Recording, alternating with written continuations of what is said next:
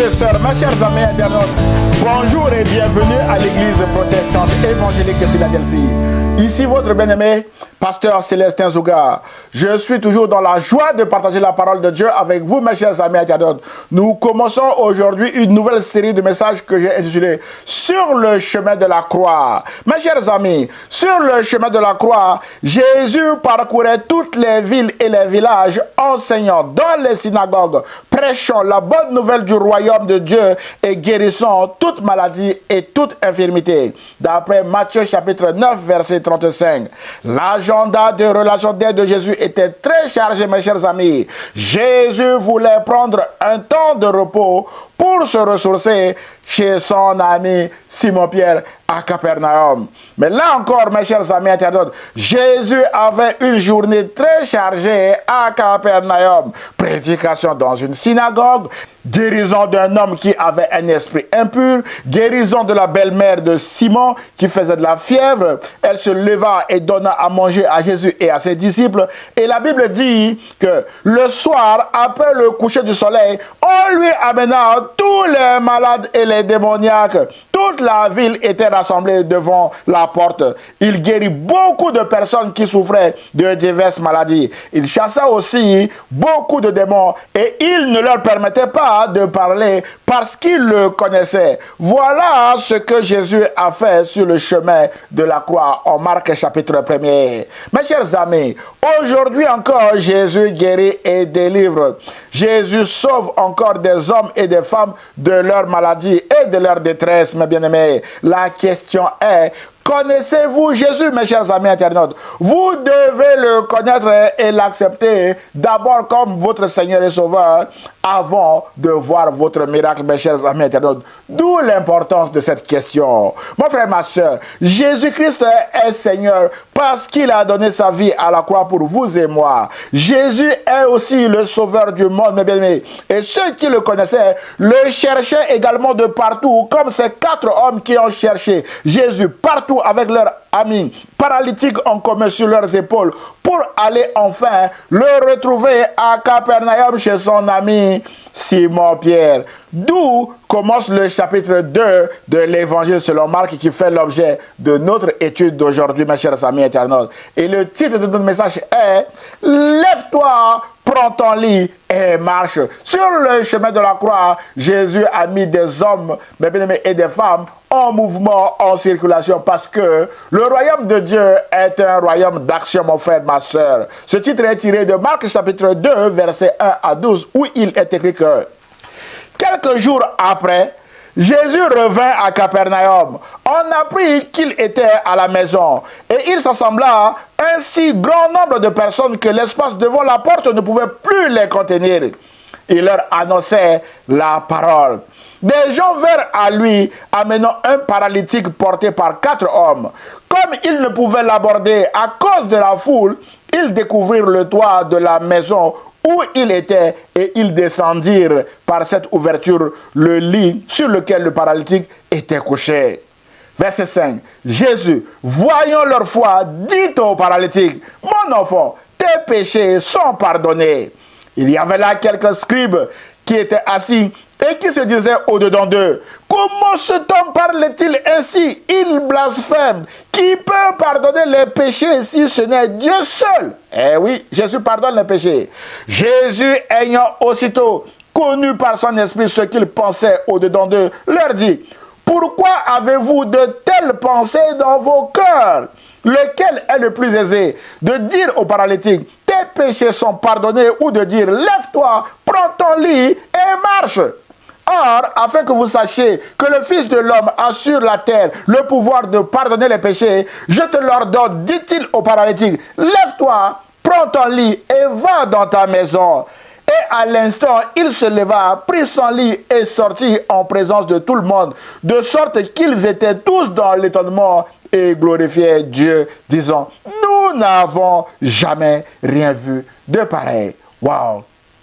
Mes chers amis, nos frères et sœurs, il y a plusieurs enseignements à tirer, mes bien-aimés Seigneur, dans ce récit. Mais j'en ai retenu 3 pour aujourd'hui. Le premier enseignement est: nourrissez votre foi par la parole de Jésus. Frères et sœurs, mes chers amis internautes, dans ce récit, les gens cherchaient Jésus, premièrement, pour écouter la parole de Dieu. La Bible dit en Marc chapitre 2, verset 1 à 2, que nous avons lu tout à l'heure, on a appris qu'il était à la maison et il s'assembla un si grand nombre de personnes que l'espace devant la porte ne pouvait plus les contenir. Il leur annonçait la parole. On souligne, il leur annonçait la parole. Mes chers amis, les gens étaient assoiffés d'écouter la parole de Dieu parce que c'est la parole de Dieu qui nourrit et libère leur foi, à croire que Jésus est capable d'accomplir leur miracle, mes bien-aimés. Rappelez-vous que la foi vient de ce qu'on entend et ce qu'on entend vient de la parole de Christ, d'après Romains chapitre 10, verset 17. Et c'est la foi de ces 4 hommes et de leurs amis paralytiques en commun qui a rendu ce récit possible, mes chers amis internautes. C'est pourquoi Jésus parle de la foi de ces hommes au verset 5 où il est écrit que Jésus, voyant leur foi, et dit aux paralytiques: mon enfant, tes péchés sont pardonnés. Mon frère, ma soeur, c'est ce que vous écoutez par-ci et par-là qui nourrit votre foi. La question est: qui écoutez-vous, mes bien-aimés? Les réseaux sociaux. Rappelez-vous que sur les réseaux sociaux, il y a des fake news ou des informations mensongères. C'est pourquoi faites attention à ce que vous écoutez et vous voyez sur les réseaux sociaux.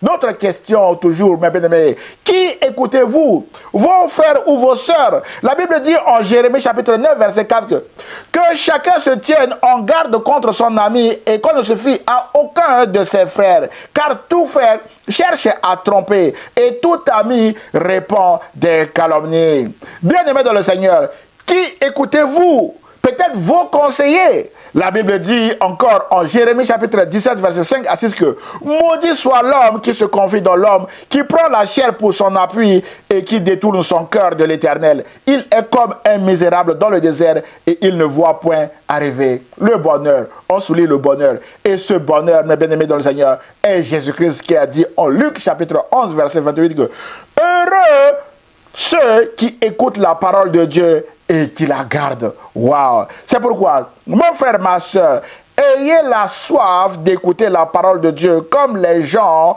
de ce récit, mes chers amis internautes. Et ayez la soif, mes bien-aimés, de bâtir également votre vie sur les paroles de Dieu. C'est alors que votre vie sera bâtie sur ce roc solide et indestructible qui est Jésus-Christ. Et aussi c'est alors que vous verrez la gloire de Dieu s'accomplir dans votre vie, mes chers amis internautes. Donc, on récapitule. Le premier point, c'est écouter la parole de Dieu et bâtir sa vie sur cette parole, mes chers amis internautes. C'est alors que vous bâtissez votre vie sur ce roc indestructible qui est Jésus-Christ. Point numéro 2, cherchez Jésus sans relâche, mes bien-aimés, et votre miracle deviendra possible, car celui qui trouve Jésus a aussi trouvé l'espoir. Mes bien-aimés, c'est notre dernière série de messages. Mes bien-aimés, tous les messages de cette série sont encore disponibles en ligne et peuvent vous aider. Frères et sœurs, mes chers amis internautes, beaucoup d'événements de la vie peuvent nous paralyser, nous bloquer comme cet homme. Par exemple, un chômage qui dure et qui dure malgré des efforts de recherche active d'emploi, une maladie ou une situation qui nous fait souffrir encore et encore à tel point que la souffrance devient la norme et nous perdons tout espoir de vivre. Mon frère, ma soeur, si tel est votre cas, Jésus est la solution pour vous. C'est pourquoi vous ne devez plus désespérer, ni baisser les bras en restant à ne rien faire. Vous devez chercher Jésus là où il se trouve, mes bien-aimés dans le Seigneur. La Bible déclare en Jérémie chapitre 29, verset 13 à 14 que vous me chercherez et vous me trouverez. Et si vous me cherchez de tout votre cœur, je me laisserai trouver par vous, dit l'Éternel. Frères et sœurs, c'est ce que les 4 amis de cet homme paralytique ont fait dans ce récit. Ils ont cherché Jésus avec leurs amis en commun sur leurs épaules. Et la bonne nouvelle est qu'ils ont retrouvé Jésus. Frères et sœurs, la Bible déclare en Marc chapitre 2, verset 1 que Quelques jours avant, Jésus revint à Capernaum. On a appris que Jésus était à la maison. On souligne, on a appris que Jésus était à la maison. Ces hommes ont appris que Jésus était à la maison de Simon. Frères et sœurs, ayant appris que Jésus était dans le coin à Capernaum, probablement dans la maison de Simon-Pierre, les 4 hommes ont décidé de porter secours à leur ami paralysé en le portant sur un brancard et en marchant vers Jésus. Nous ne savons pas sur combien de kilomètres ces hommes ont marché avec leur ami en commun sur leurs épaules. Mais ce que nous savons est que Jésus était leur seul espoir, leur dernière solution et qu'il fallait coûte que coûte marcher, avancer et surmonter les obstacles qui pouvaient les empêcher de présenter le cas de leur ami en commun à Jésus. Et la bonne nouvelle est qu'ils ont trouvé Jésus à Capernaum et le miracle de leur ami en commun peut commencer. Mon frère, ma soeur, peut-être que vous êtes bloqué par la maladie comme cet homme, bloqué par le chômage, bloqué par le célibat, bloqué par un échec ou par un obstacle quelconque. Ce message vise à vous encourager à chercher Jésus sans relâche de tout votre cœur afin qu'il débloque aussi votre situation. Mes bien-aimés dans le Seigneur, la question est: où trouver Jésus, mes chers amis? Frères et sœurs, mes chers amis internautes, vous trouverez facilement Jésus lorsque vous ouvrez sa parole qui est la Bible et que vous la lisez ou la méditez. C'est alors que Jésus se révélera à vous. Vous trouverez Jésus facilement si vous allez dans une église dont Jésus-Christ est le chef suprême, mes bien-aimés. Vous trouverez également Jésus facilement si vous allez dans une réunion de prière, car là où 2 ou 3 sont assemblés en son nom, Jésus est au milieu d'eux, déclare Jésus en Matthieu chapitre 18 verset 20. C'est alors, mon frère, ma soeur, que vous trouverez Jésus et Jésus se révélera à vous et Jésus pourra faire votre miracle, mes chers amis internautes. Voilà rapidement où trouver Jésus. Mes chers amis, ne cherchez surtout pas Jésus au mauvais endroit, notamment chez les gourous, chez les magiciens ou dans des sectes pernicieuses qui sont des lieux de mort. Cherchez Jésus dans un lieu de vie, mes bien-aimés du Seigneur, qui est son Église. L'Église est le corps de Jésus-Christ, mes chers amis internautes. Et cherchez Jésus surtout dans une Église qui est dirigée par le Saint-Esprit et vous le trouverez. Frères et sœurs, Jésus a dit en Jean chapitre 6 verset 37 que je ne mettrai pas dehors celui qui vient à moi. Jésus ne vous mettra pas dehors. Voilà un excellent encouragement, mes bien-aimés, pour vous et moi, mes bien-aimés, de chercher Jésus coûte que coûte afin qu'il fasse notre miracle, mes bien-aimés. Et le Seigneur dit en Proverbe chapitre 8 verset 35 que car celui qui me trouve a trouvé la vie. Celui qui trouve Jésus a trouvé la vie parce que Jésus est le chemin, la vérité et la vie. Et Proverbe dit, celui qui trouve Jésus obtient aussi la faveur de l'Éternel. Voilà pourquoi les 4 hommes et leurs amis en commun ont cherché Jésus et bien aimés dans le Seigneur, ils vont également trouver la faveur de Jésus. D'où notre 3e et dernier point.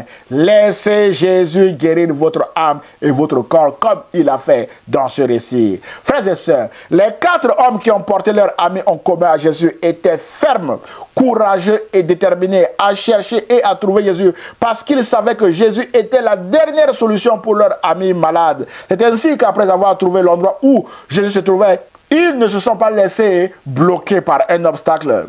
La foule qui était là pour écouter la parole de la bouche de Jésus a constitué un obstacle. Ils ne pouvaient pas passer à travers cette foule, mes chers amis internautes, et ils vont essayer de trouver une autre solution que Marc nous dit en Marc chapitre 2 verset 4, où Marc dit que comme ils ne pouvaient l'aborder à cause de la foule, ils découvrirent alors le toit de la maison où il était et ils descendirent par cette ouverture le lit sur lequel le paralytique était couché. Waouh! Ils n'ont pas hésité à arracher le toit de la maison de Simon pour introduire leur ami en commun malade à Jésus, mes chers amis internautes. Frères et sœurs, mes chers amis, le chemin qui mène vers Jésus est toujours parsemé d'obstacles et de difficultés de tout genre. Mais la bonne nouvelle est que ces 4 hommes et leurs amis ont bravé ces obstacles et ont trouvé Jésus. C'est alors que le miracle de leur ami en commun peut commencer. Frères et sœurs, Ne laissons pas également les obstacles de la vie nous empêcher de marcher vers Jésus. Ne laissons pas les obstacles de la vie nous détruire. Mes bien-aimés, persévérons malgré ces obstacles, comme ces 4 hommes avec leur ami en commun, malade. C'est alors que nous verrons la gloire de Dieu. La Bible déclare au verset 5 que Jésus, voyant leur foi, dit au paralytique, mon enfant, tes péchés sont pardonnés. Jésus a commencé d'abord par guérir l'âme de cet homme qui était malade parce que, mes bien-aimés, cet homme avait la foi que Jésus pouvait le faire et Jésus a réglé son problème également à la source. Mon frère, ma soeur, on peut avoir la foi et être malade physiquement et spirituellement comme cet homme. La foi, c'est le fait de croire en Jésus et en Dieu. Jacques dit que tu crois qu'il y a un seul Dieu. Tu fais bien de croire. Les démons le croient aussi et ils tremblent. C'est pourquoi, que nous soyons anciens ou nouveaux chrétiens ou pas du tout chrétiens, ce message nous interpelle tous aujourd'hui à examiner l'état de notre âme. Quel est l'état de votre âme? Quel est l'état de mon âme, mes bien-aimés? Peut-être que vous êtes malade spirituellement sans le savoir comme cet homme. Mon frère, ma soeur, laissez Jésus guérir d'abord votre âme. Bien-aimés dans le Seigneur, notez que le péché bloque comme il a bloqué cet homme dans la maladie pendant longtemps. Mais le pardon libère comme il a aussi libéré cet homme instantanément. Mais bien-aimés dans le Seigneur, sur un mot de Jésus qu'il a pardonné. C'est pourquoi Jésus veut d'abord résoudre notre problème de péché à la source en nous pardonnant d'abord comme il a pardonné à cet homme. Et ce pardon, mes bien-aimés, passe par la confession et la repentance. Vous et moi, nous devons constamment nous confesser et nous repentir, mes bien-aimés. Rappelez-vous que la Bible dit en 1 Jean chapitre 1er verset 8 à 10 que si nous disons que nous n'avons pas de péché, nous nous séduisons nous-mêmes et la vérité n'est point en nous. Si nous confessons nos péchés, il est fidèle et juste pour nous les pardonner et pour nous purifier de toute iniquité. Si nous disons que nous n'avons pas de péché, nous le faisons menteur et sa parole n'est point en nous. Waouh! C'est pourquoi, mes bien-aimés, nous devons tous nous examiner, nous confesser, demandons pardon à Dieu afin que le sang de Jésus puisse nous purifier de tout péché, mes bien-aimés. Et ensuite, nous devons prendre l'engagement de marcher désormais selon la parole de Dieu. Et chaque jour, nous devons demander à Jésus d'examiner nos voies. Si nous ne sommes pas sur la bonne voie, que Jésus nous ramène au pied de la croix, là où nous sommes en sécurité, mes chers amis internautes. Et c'est alors que notre miracle également deviendra possible. C'est au pied de la croix, mes bien-aimés, que tout se passe parce que Dieu a tout mis sous les pieds de Jésus. Mon frère, ma soeur, peut-être que vous ne connaissez pas encore Jésus ni la croix. Jésus est celui qui guérit l'âme et qui donne la vie éternelle. La Bible dit en Apocalypse chapitre 5 verset 9 que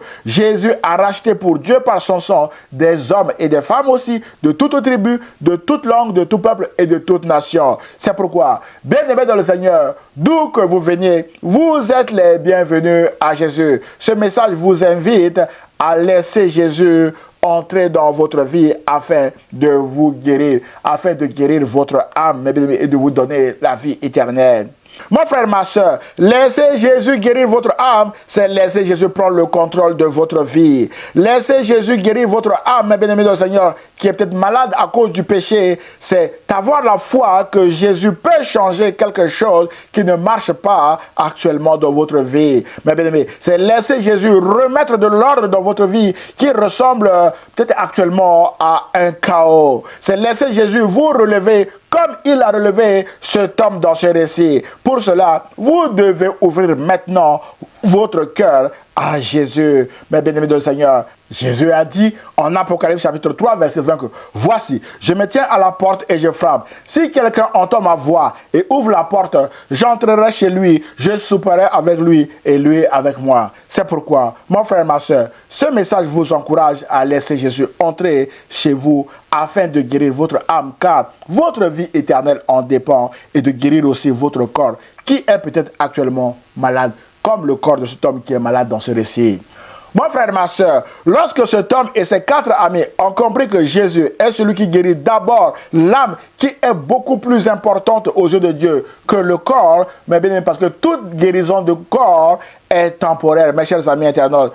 Quand ils ont compris cela, ils ont encore ouvert leur foi à Jésus pour recevoir cette fois-ci la guérison miracle de cet homme, mes bien-aimés. Et un mot de la part de Jésus a suffi pour guérir cet homme et mettre de l'ordre dans sa vie. Jésus dit ceci à cet homme: je te l'ordonne, dit-il au paralytique, lève-toi, prends ton lit et va dans ta maison. Et à l'instant même, il se leva, prit son lit et sortit en présence de tout le monde, de sorte qu'ils étaient tous dans l'étonnement et glorifiaient Dieu en disant: nous n'avons jamais rien vu de pareil en Israël. Voilà la fin glorieuse de ce récit. Mes chers amis, en Marc chapitre 2, verset 1 à 12 que je vous invite à relire chez vous. C'est pourquoi ce message vous encourage, mon frère, ma soeur, à chercher Jésus avec détermination, à nourrir votre foi de la parole de Jésus qui sauve encore, la parole de Jésus qui guérit encore et qui accomplit encore et encore des miracles aujourd'hui, mes chers amis internautes. En conclusion de notre message d'aujourd'hui, frères et sœurs, sur le chemin de la croix, Jésus a accompli beaucoup de miracles dans la vie de ses concitoyens, y compris celui que nous avons étudié aujourd'hui dans ce récit de Marc chapitre 2 que je vous invite à relire encore chez vous. L'apôtre Jean, mes bien-aimés dans le Seigneur, conclut son évangile en disant en Jean chapitre 20, versets 30 à 31 que Jésus a encore fait en présence de ses disciples beaucoup d'autres miracles qui ne sont pas écrits dans ce livre. Mais ces choses ont été écrites afin que vous croyiez que Jésus est le Christ, le Fils de Dieu, et qu'en croyant, vous ayez la vie en son nom. Voilà le but final de ce message. Mon frère, ma soeur, peut-être que vous cherchez Jésus actuellement pour une guérison temporaire ou un miracle particulier qui est aussi temporaire. Jésus va le faire comme il l'a fait dans ce récit. Mais Jésus tient à la guérison de votre âme qui est une guérison éternelle. C'est pourquoi le but final de ce message est que vous croyez que Jésus est le Christ, le Fils de Dieu, et qu'en croyant, vous ayez la vie éternelle en son nom. Voilà le message que le Seigneur a mis sur mon cœur, que je viens de partager avec vous, mes chers amis internautes. Prions le Seigneur. Seigneur, je prie pour mon frère ou ma soeur qui vient de regarder cette vidéo. Peut-être que mon frère ou ma soeur est en train de te chercher pour une maladie, quelqu'un qui lui fait souffrir. Peut-être que mon frère ou ma soeur est en train de chercher pour un miracle particulier. Seigneur, je prie afin que tu puisses accomplir ce miracle et que tu puisses également guérir l'âme de mon frère ou de ma soeur qui est malade, afin que mon frère ou ma soeur puisse également avoir la vie éternelle en toi. Parce que toute guérison, tout miracle est temporaire, mais la vie éternelle est éternelle, mes chers amis éternels. C'est pourquoi je prie afin que tu puisses aider mon frère ou ma soeur à regarder aux choses invisibles qui sont éternelles et non aux choses visibles qui sont passagères. Que le Saint-Esprit puisse convaincre mon frère ou ma soeur à ouvrir son cœur et à recevoir Jésus-Christ aujourd'hui comme son Seigneur et son Sauveur, si mon frère ou ma soeur ne l'a pas encore fait. Et je prie au nom de Jésus, et l'Église protestante évangélique de Philadelphie répond Amen. Frères et sœurs, mes chers amis internautes, si vous avez été bénis par ce message, merci de le liker et de le partager à vos proches afin de les bénir également. Pour nous connaître, merci de visiter notre site internet église-philadelphie 78500.com. Vous pouvez nous envoyer via ce site vos sujets de prière à église-philadelphie 78500@gmail.com. Vous avez tous les liens en bas de cette vidéo pour nous soutenir et pour nous contacter. Nous aurons le plaisir de vous répondre et surtout de prier pour vous. N'hésitez pas de vous abonner à notre chaîne YouTube ou à notre page Facebook afin de recevoir des alertes sur nos prochains messages. À dimanche prochain à 10h sur la page Facebook ou sur la chaîne YouTube de l'Église protestante évangélique Philadelphie. Et ce, si Dieu le veut. À très bientôt mes chers amis internautes. Au revoir.